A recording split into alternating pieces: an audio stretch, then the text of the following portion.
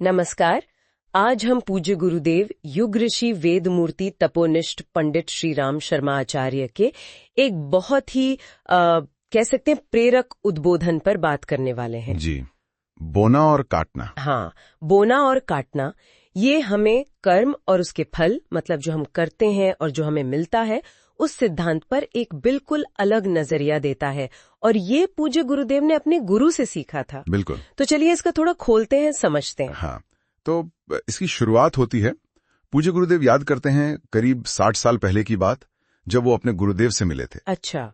और गुरुदेव ने उन्हें, देखिए, पात्रता मतलब एक तरह से योग्यता विकसित करने के लिए एक बड़ा कठिन निर्देश दिया था। क्या निर्देश था? उन्होंने कहा कि 24 साल तक जौ की रोटी और छाछ पर रहना है। 24 साल? हाँ, और साथ में 24 लाख गायत्री मंत्र का पुरस्चरण करना है। मतलब एक बहुत ही गहन साधना है। ये तो बहुत बहुत कठिन तपस्या है। बिल्कुल।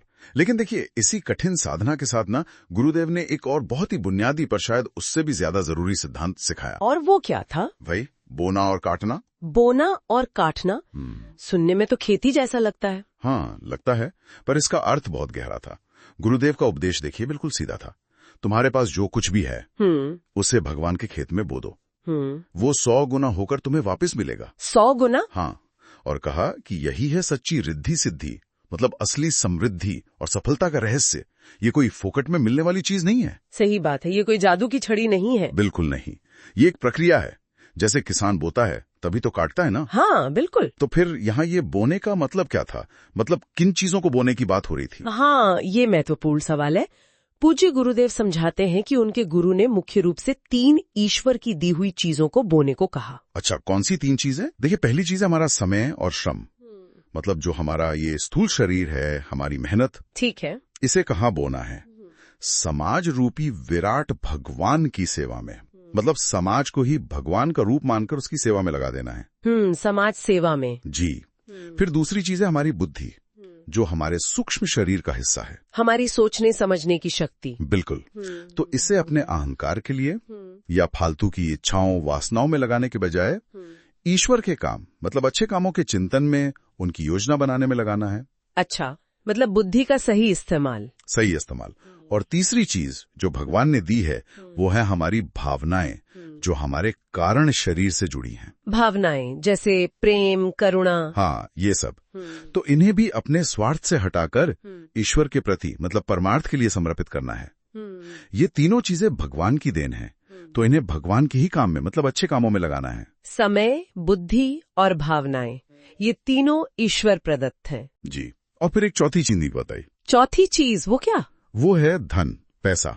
अब ये सीधे तौर पर ईश्वर प्रदत्त नहीं माना जाता, क्योंकि ये हम कमाते हैं या हमें विरासत में मिलता है। हाँ, ये तो हम अर्जित करते हैं। सही कहा। तो गुरुदेव ने इसे भी, मतलब धन को भी, पूरी तरह भगवान के खेत में बोने की सलाह दी।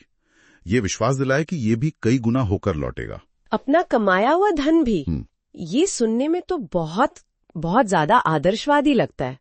क्या पूज्य गुरुदेव ने इसे सच में, मतलब अक्षरशः अपने जीवन में उतारा? कोई उदाहरण है इसका? अरे बिल्कुल, यही तो पूज्य गुरुदेव की महानता है। उन्होंने सिर्फ कहा नहीं, बल्कि जी कर दिखाया। अच्छा, कैसे? उन्होंने खुद बताया कि जो पिता से संपत्ति मिली थी, फिर जमींदारी खत्म हुई तो उसका मुआवजा मिला। यहाँ तक कि उनकी धर्मपत्नी का करीब 60 तोला सोना था, वो सब कुछ। 60 तोला सोना? हाँ, सब कुछ उन्होंने गायत्री तपोभूमि जैसे संस्थान बनाने में लगा दिया। वो उसे भगवान का कार्य क्षेत्र मानते थे। तब कुछ लगा दिया? सब कुछ। और सुनिए, बाद में उनके पास कोई 80 बीघा जमीन बची थी गांव में। जी। उसे भी उन्होंने अपने गांव आंवला खेड़ा में एक हायर सेकेंडरी स्कूल और एक अस्पताल बनवाने के लिए दान कर दिया।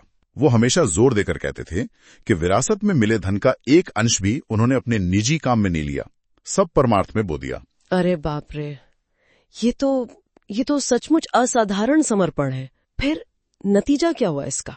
क्या उन्हें कभी कमी महसूस हुई इतना सब देने के बाद? यही तो सबसे दिलचस्प बात है इसमें। पूज्य गुरुदेव बताते हैं कि अपना सब कुछ दे देने के बावजूद उन्हें या उनके कार्यों को कभी कोई कमी नहीं हुई। सच में? बिल्कुल।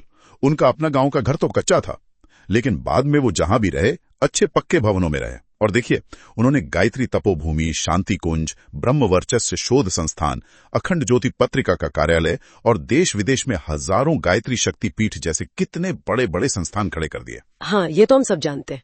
ये तो विशाल तंत्र है ना। और एक और बात पर ध्यान दीजिए, इन सभी जगहों पर जो लोग काम करते थे, रहते थे, पहले सैकड़ों थे, बाद में हजारों हो गए। उन सबके खाने पीने, रहने, सबकी व्यवस्था भी लगातार होती रही। ये कैसे संभव हुआ? पूज्य गुरुदेव कहते थे कि जब भी जरूरत पड़ती थी, ईश्वर कहीं ना कहीं से किसी न किसी रूप में व्यवस्था कर देते थे। उनका ये पक्का विश्वास था कि ये बोने और काटने का जो नियम है, ये सिर्फ उनके लिए नहीं है। अच्छा। हाँ, ये हरेक के लिए, सबके लिए समान रूप से काम करता है। ये एक यूनिवर्सल लॉ है, एक सार्वभौमिक नियम। ये सोचना ही मतलब अविश्वसनीय लगता है कि सब कुछ दे दिया और फिर भी न केवल कमी नहीं हुई, बल्कि चीजें और बढ़ती गईं, संस्थाएं और बड़ी होती गईं। ये वाकई उनके विश्वास और उस सिद्धांत की शक्ति को दिखाता है। बिल्कुल सही।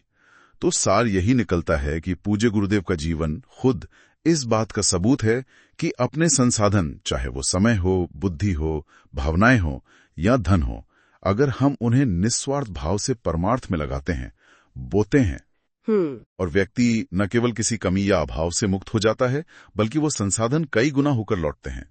यही उनके गुरु ने सिखाया था समृद्धि और सफलता का सच्चा मार्ग। और ये ध्यान देने वाली बात है कि ये बोने और काटने का नियम, जैसा इस स्रोत में बताया गया है, ये कोई सिर्फ आध्यात्मिक बात नहीं है। नहीं, बिल्कुल नहीं। इसे एक अटल सार्वभौमिक सिद्धांत की तरह बताया गया है, जो हमारे भौतिक जीवन पर भी उतना ही लागू होता है। हाँ, और ये आज के युग में जहाँ हर कोई व्यक्तिगत संचय मतलब पर्सनल एक्यूमुलेशन पे इतना जोर देता है। सही बात है, आजकल तो यही सोच है। हाँ, तो ऐसे में ये सोचने पर मजबूर करता है कि भाई अपने संसाधनों को सिर्फ अपने लिए बचाकर रखने के बजाय अगर उन्हें सामूहिक हित, समाज के लिए बोने का नजरिया अपनाएं, तो ये हमारे जीवन को, हमारे काम करने के तरीके को कैसे बदल सकता है। ये वाकई एक गहरा विचार है, इस पर सोचना चाहिए। बिल्कुल। तो इस विचार के साथ ही आज की चर्चा यहीं समाप्त करते हैं। ओम शांति। ओम शांति।